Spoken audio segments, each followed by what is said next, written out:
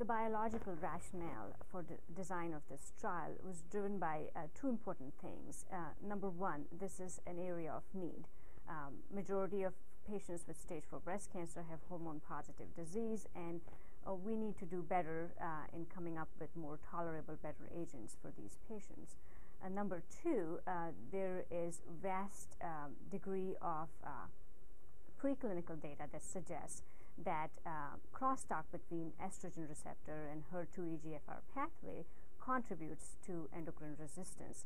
So if we could somehow eliminate this crosstalk, that would lengthen the period of time the tumors would respond to endocrine therapy.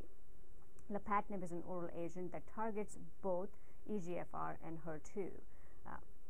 So this was a logical choice. Furthermore, it's an oral agent, which makes it more attractive. The safety of lapatinib with other oral endocrine therapy has been well documented in several prior studies, so safety is not a concern for this trial. Combining these two agents for patients in whom this works lets them avoid chemotherapy for longer.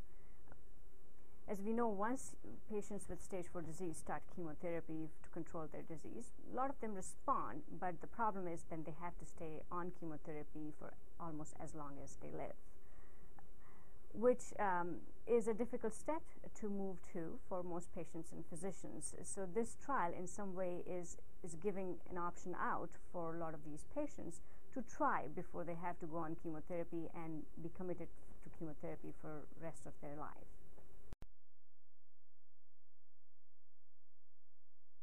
We're very excited that this trial, we have been able to take this trial out to our MCA sites, and 2 out of 3 sites that have this open have actually enrolled patients on this already.